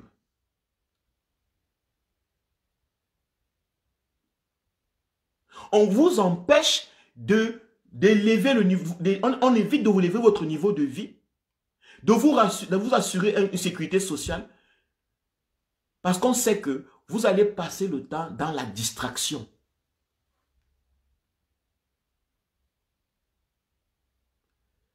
Vous allez tuer un homosexuel. Vous allez applaudir quand il a arrêté. Et vous allez oublier les véritables problèmes. Vous allez oublier les causes. Vous allez vous attaquer aux conséquences. Ou alors vous allez éviter d'en parler. Dire que c'est la... Non, non, pas de ça. De toute façon, c'est un homosexuel. Et moi, je suis contre l'homosexuel. Je suis pour le changement, mais je suis contre l'homosexuel. L'homosexualité. Mais questionne-toi, pourquoi tu es contre l'homosexualité? Et la seule raison qui vient, c'est parce que la Bible a dit. Ou alors, c'est parce que c'est les actes du diable, c'est le Satan. Ça, c'est des raisons, des raisonnables. Si mon arrière-grand-père donne cette raison, je peux le comprendre.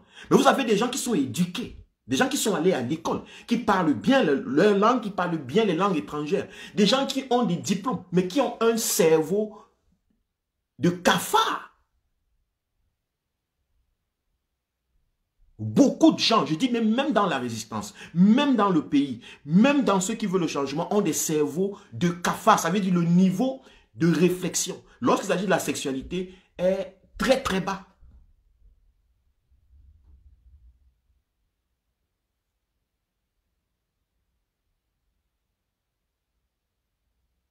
Parce que la sexualité les intéresse tellement.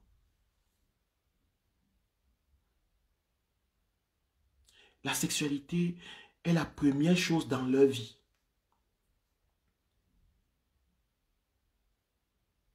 Ce n'est pas la liberté qui est la première chose dans leur vie. Ce n'est pas l'épanouissement du Camerounais qui est vraiment leur désir. Parce que quand on dit qu'on veut que les Camerounais soient épanouis, mais on veut que les Camerounais soient épanouis, épanouissement veut dire quoi? Que chacun peut vivre sa vie aisément sans qu'il soit dérangé.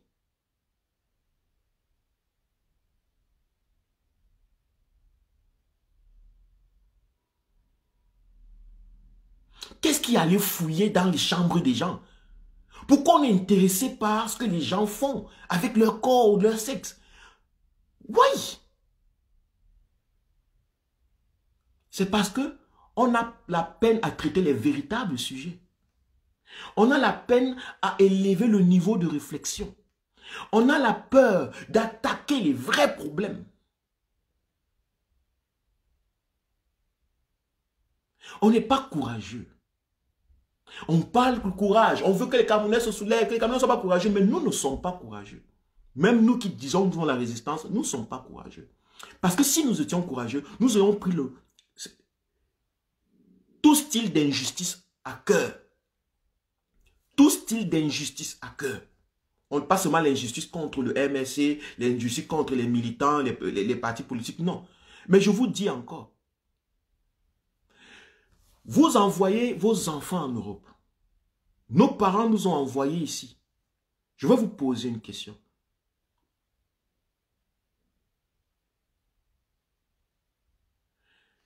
Lorsque nos parents cotisaient l'argent, faisaient ceci, vendaient les marchés, vendaient les terrains, est-ce qu'ils savent à qui ils vendaient les terrains?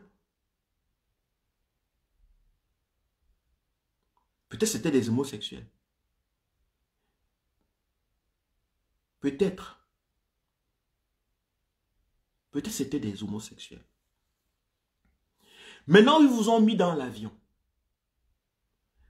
Non, ils vous envoient à l'ambassade. Et on vous donne le cachet. Visa pour entrer dans tel pays, pour les études, pour les vacances, machin. Tout le monde est content. Qui questionne si le visa là, celui d'un homosexuel?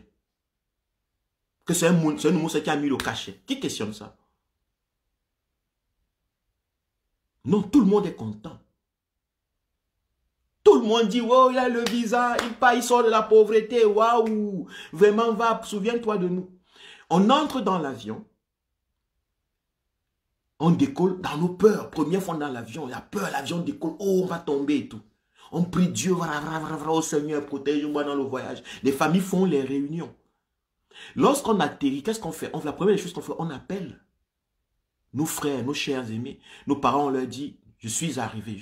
Tu es bien arrivé, oh, merci Seigneur. Qui sait si le pilote était homosexuel ou pas?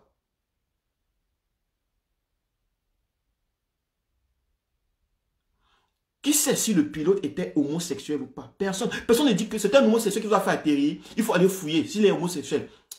Parce que les homosexuels ne... Comment ils vous font? Non, non, non, moi je ne veux pas. Si les homosexuels, je n'accepte pas, je n'applaudis pas l'atterrissement là. Parce que normalement, c'est un homosexuel qui est là. Donc personne ne demande.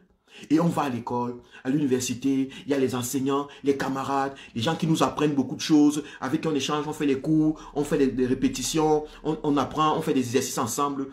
Qui vous demande? Tout le monde vous demande seulement, tu fais bien l'école? Oui, maman, oui, papa. Tu as eu ton diplôme? Oui, je suis déjà en 3e année, 4e, j'ai ma licence, j'ai mon truc. Mais qui demande si les professeurs qui t'ont donné ça, les professeurs qui t'ont... Les élèves avec qui je travaille étaient des homosexuels ou pas? Personne ne demande. Mais personne ne remarque que personne ne demande ça. Parce que quand on fait les choses, on n'observe pas nous-mêmes. Quand on parle, on ne s'écoute pas nous-mêmes quand on parle. Moi, quand je parle, écoutez ce que je fais. Quand je fais les lives, je me mets à côté. Pendant que je vous parle, je me mets à côté et je m'écoute.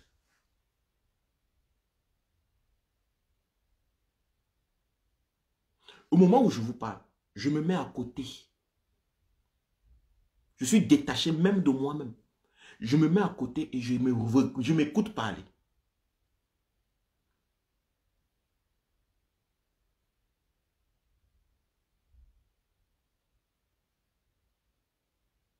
Mais ce n'est pas l'exercice que nous savons faire. Ce n'est pas un exercice que nous savons faire.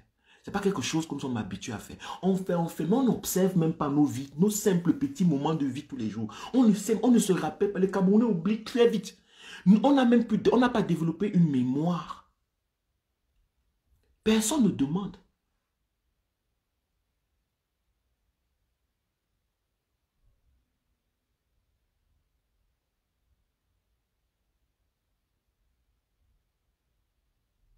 Lorsqu'on a besoin d'argent, on appelle. Est-ce que tu peux nous envoyer l'argent par Western Union, Bondigram, toutes ces affaires-là? Oui, on envoie. Personne ne dit l'argent si. Qui lui a donné ça? Tu as travaillé. Le patron où il travaille, c'est un homosexuel ou pas? Personne ne demande.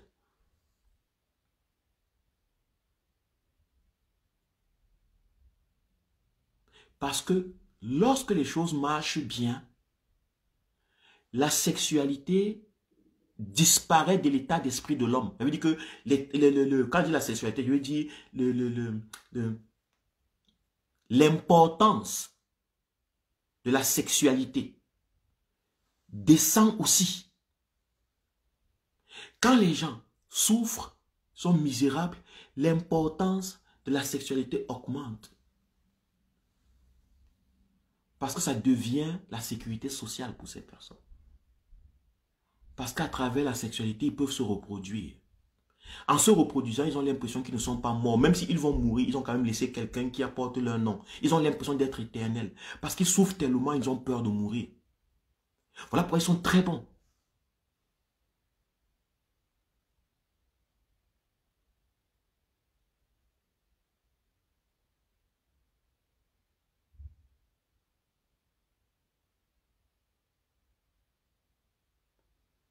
T'as dit, t'as tout. Ok, ça c'est bien. C'est ça. Voilà pourquoi on s'accroche. On va l'homosexualité, on pense que non. On essaye de rationaliser ça avec la religion. La Bible a dit que, Dieu a dit que ce n'est pas pour nous la sorcellerie, c'est pour les blancs. Des raisonnements absurdes. Des raisons ramassées à la volée.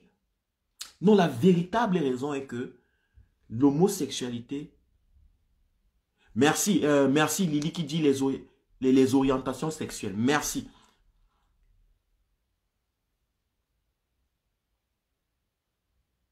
Lorsque les gens sont pauvres, pas l'orientation sexuelle, non. Lorsque les gens sont pauvres, ils sont beaucoup intéressés par la sexualité. Ça veut dire que ce soit hétéro ou homo. Et ils vont combattre l'homosexualité parce que l'homosexualité ne permet pas la survie. Ils ne la combattent pas parce qu'ils savent ce que c'est. Ils ont juste des raisons religieuses et quelques appréhensions de leurs idées, leurs émotions personnelles. Mais ils ne connaissent pas les véritables raisons pourquoi ils combattent l'homosexualité. C'est parce que l'homosexualité, dans les pays pauvres, dans les milieux pauvres, va à l'encontre des tactiques de survie de ces populations ou de ces peuples. La preuve, quand un peuple commence à, quand ce même peuple commence à s'élever, les orientations sexuelles ou bien l'activité sexuelle aussi devient de moins en moins importante, devient de moins en moins un facteur de jugement, un facteur de décision, ça devient de moins en moins. Même en Occident, on tuait les homosexuels, il y a près de 600 ans, 700 ans, on les brûlait. Ok? Ok?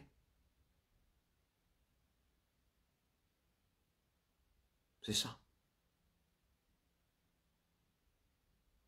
Pour terminer ce live, j'aimerais qu'on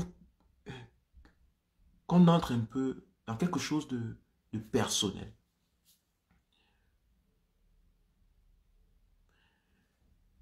Qui parmi vous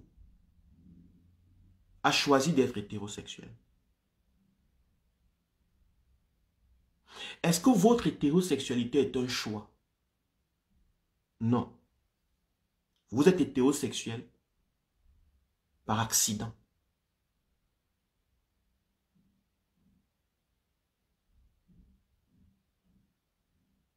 Vous êtes hétérosexuel parce que vous êtes né dans un endroit où tout le monde est hétérosexuel. Presque la majorité. Et que c'est la sexualité la plus vulgaire. Si vous étiez né dans un endroit où l'homosexualité est la sexualité la plus vulgaire, il est possible que vous soyez homosexuel. Il est très possible, très probable. Parce que la vie, ce sont des probabilités. Rien n'est sûr à 100%. Vous n'êtes pas homosexuel parce que Dieu vous a choisi. Un hétérosexuel parce que Dieu vous a choisi.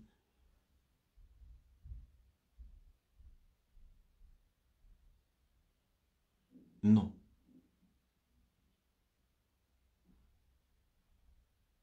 Et il y a des gens qui disent que c'est le choix de la nature. Je vais entrer dans ça. Le choix de la nature. Est-ce que la nature...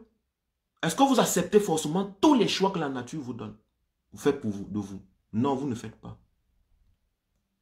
Parce que même les cheveux que beaucoup d'entre vous portent, les vêtements que beaucoup d'entre vous portent, la nature ne vous a pas donné ces vêtements, ces cheveux, ces ongles, ces rouges à lèvres.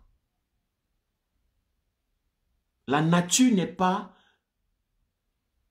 forcément à respecter. La nature n'est pas parfaite. Il faut d'abord que nous comprenions ça. Les animaux ne font pas le make-up. Les animaux ne se coiffent pas.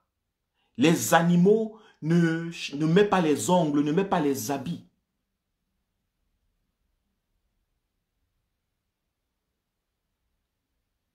Mais les autres animaux qu'on appelle les hommes peuvent choisir de mettre les habits ou ne pas mettre. Peuvent choisir de se coiffer ou ne pas coiffer. Peuvent choisir de manger ceci ou cela. C'est ça qui diffère l'homme des animaux. Les animaux subissent la nature. Mais l'homme peut transcender la nature. Il peut améliorer la nature. Il peut embellir la nature.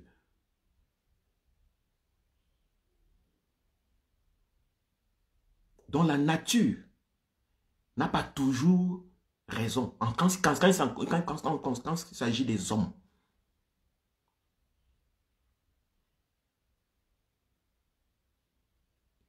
Voilà pourquoi vous pouvez changer vos dents. Si la nature, vous êtes né, votre enfant est né, n'a pas de dents.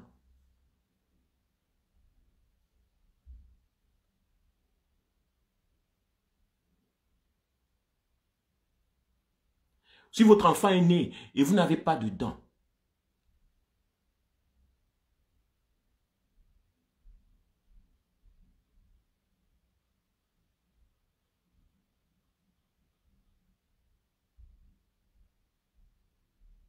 vous n'allez pas laisser, qui a la possibilité de mettre des prothèses. Excusez-moi, je suis en train de lire les commentaires qui sont très intéressants. Et que vous devez mettre des prothèses, et qu'il y a des possibilités de mettre des prothèses. Ces dents ne sont pas naturelles. Si votre enfant naît avec un problème peut-être de foie, ou un problème de cœur, ou de poumon, ou un problème de rein, c'est la nature qui a voulu ça. Mais si on vous dit qu'il y a la possibilité de mettre un rein en plastique, vous n'allez pas dire non. Exactement.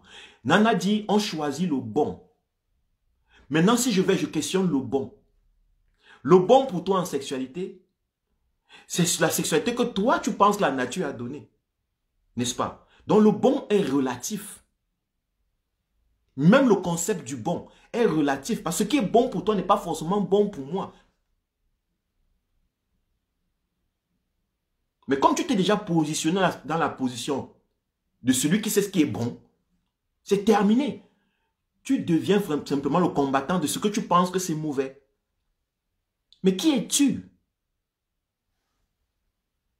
Qui sommes-nous?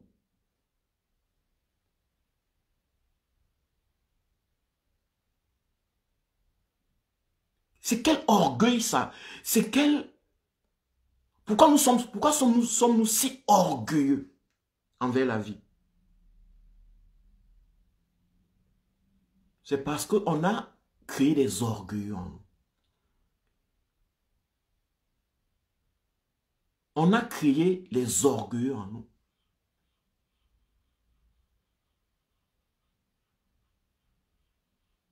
Et c'est notre orgueil qui nous rend méchants.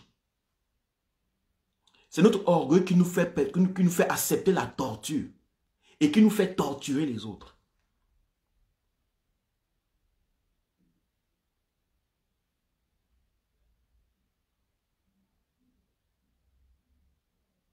On est au centre du monde, on sait ce qui est bon, ce qui est mauvais. Et c'est nous qui décidons. On peut t'arracher la vie, on peut te foutre en prison parce que c'est pas bon, selon nous.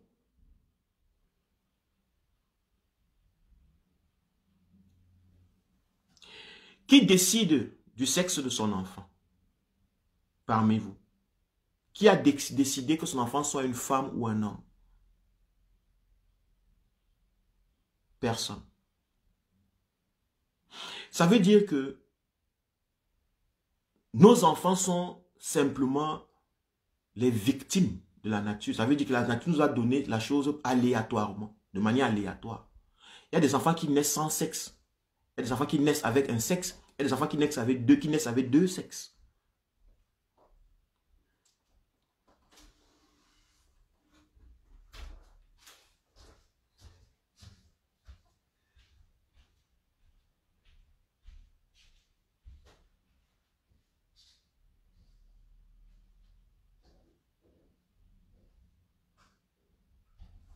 Il y a des gens qui disent qu'on peut décider du sexe.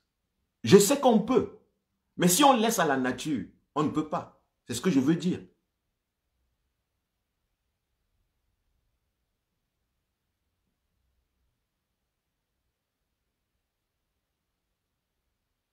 Personne d'entre nous a décidé du sexe. On peut. Donc, imaginez-vous, vous aimez votre enfant. Vous aimez. Vous aimez votre enfant. Quand l'enfant naît, vous aimez. Il n'y a aucun test actuellement qui peut vous dire que votre enfant sera homosexuel ou hétérosexuel. Vous portez votre enfant dans le ventre. Vous l'aimez. Et lorsque vous aimez quelqu'un, vous le protégez. Vous voulez que tout de bien lui arrive. Qu'il soit épanoui.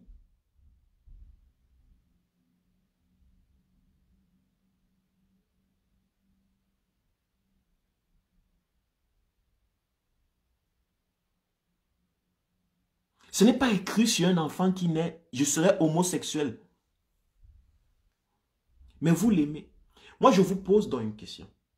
Si vous aimez votre enfant et que dans votre ville où vous vivez, on annonce que les homosexuels seront pendus. Et votre enfant à 14 ans vous annonce qu'il est homosexuel. Un jour, il rentre à la maison en courant, il ouvre la porte en courant, il dit « Maman, cache papa, cache-moi, on veut me tuer. » Et vous lui demandez pourquoi. Avant même de demander, ce que vous allez faire sûrement, c'est fermer la porte et chercher à comprendre. N'est-ce pas? Et il vous explique que c'est parce qu'il est homosexuel. Qu'allez-vous faire? Allez-vous le donner pour qu'on le pende ou vous allez le protéger?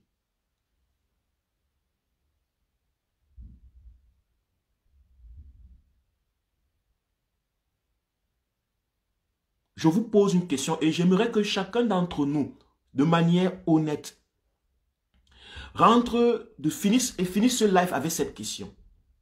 Si votre enfant, votre mari, votre frère, votre soeur, quelqu'un que vous aimez, votre ami, quelqu'un qui vous est cher, quelqu'un pour qui vous avez de l'affection, vous apprenez qu'il est homosexuel, votre amitié va finir, votre amour va s'éteindre. Vous allez le livrer à la vindicte populaire. Qui aime son enfant et veut le voir pendu? brûlés, jetés en prison.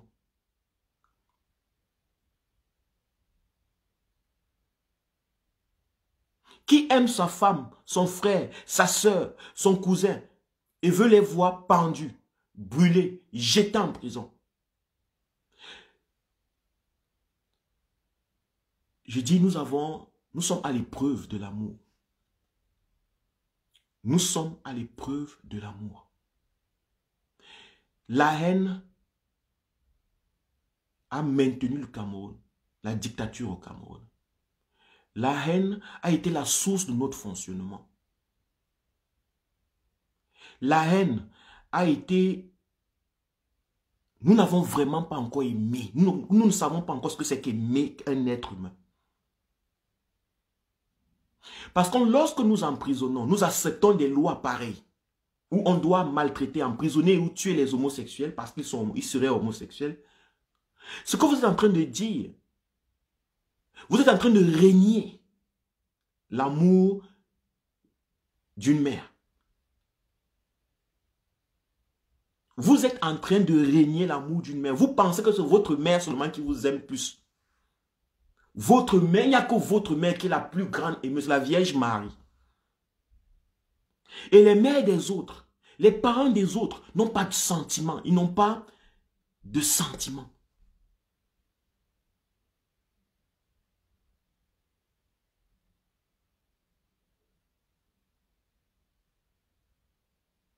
Ils n'ont pas d'affection, ils n'ont pas un cœur.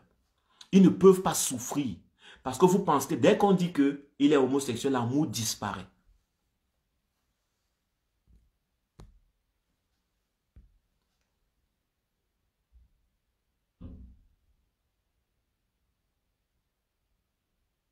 Nous n'avons pas encore...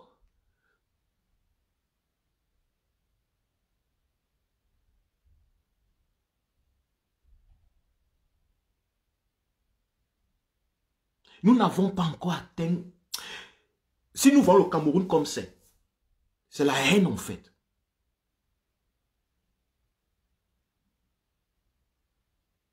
Si nous voyons le Cameroun comme c'est la haine, c'est l'expression de la haine. Nous croyons que nous aimons beaucoup. En fait, non. Nous sommes haineux. Nous haïssons nos enfants. Et c'est parce que nous haïssons nos enfants, nous haïssons nos frères, nous haïssons nos sœurs.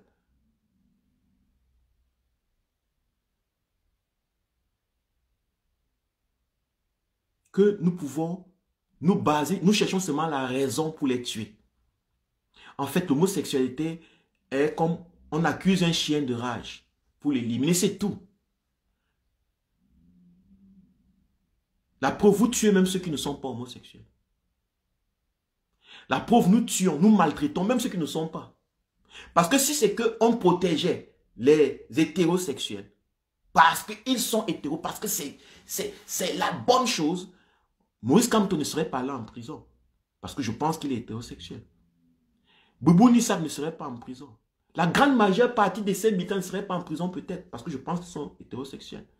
Le Cameroun serait un pays de très beau, très épanoui, très machin d'hétérosexuels. Non, le truc c'est que c'est la haine. Vous avez, les Camerounais ont encore la haine. Nous n'avons pas encore atteint l'amour. On lit les Bibles, on lit les versets, on connaît la géographie, la topographie du ciel, mais c'est du bla, bla, bla. Lorsque nous sommes face aux décisions d'amour, nous choisissons la haine.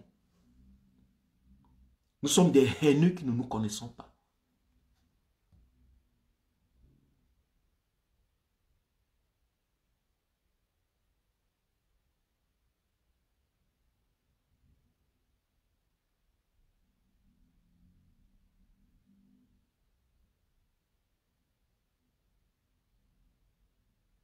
Jeannette Michel, c'est vrai. Et je l'ai dit au départ, j'ai commencé mon live d'abord pour expliquer combien la violence est ancrée chez nous.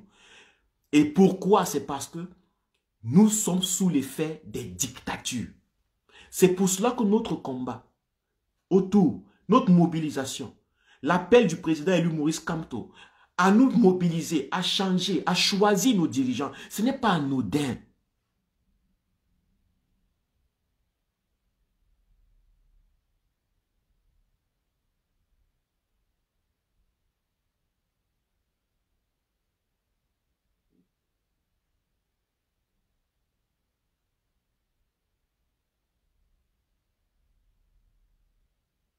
Ce n'est pas anodin. C'est parce qu'il a compris que nous sommes dans la haine. Et que tant qu'on ne va pas sortir, il y a Alice-Com. Oh, la mère Alice-Com. Alice-Com défend le droit des homosexuels de vivre aussi en tant que des humains. Et même, quand Alice-Com parle, vous allez voir des rétentions. Il y a des combattants ou bien qui trouvent qu'Alice-Com, parce qu'elle a eu à défendre les homosexuels. Non, elle-même, elle est homosexuelle. J'ai appris qu'il y a une femme qui m'a dit qu'elle voulait coucher avec elle.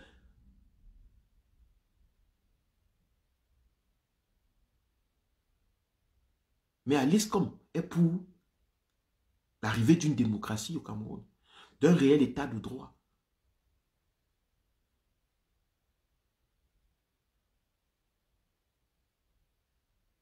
Pourquoi avons-nous peur des homosexuels? Vous avez l'impression que si on laisse les homosexuels, tout le monde sera homosexuel. Non, peut-être quelque part entre vous se cache un homosexuel qui a peur juste de se faire voir au grand jour, le jour où tout sera libre. Parce que si vous n'êtes pas vous-même homosexuel, ça ne vous gênerait pas. Chacun fait sa chose, vous poursuivez vos femmes. De toute façon, il y a les hétéros, les bisexuels. Ça veut dire que vous poursuivez votre femme. Si c'est qu'elle est même homosexuelle, ça ne va pas vous déranger. Vous pouvez une copine, vous couchez avec elle, puisque vous êtes hétérosexuel. Et que ce n'est que la sexualité pour vous, c'est rien, vous. Hein? Non, c'est parce que vous avez peur. Si tu es un homme homosexuel, avant quand l'homme était hétérosexuel seulement,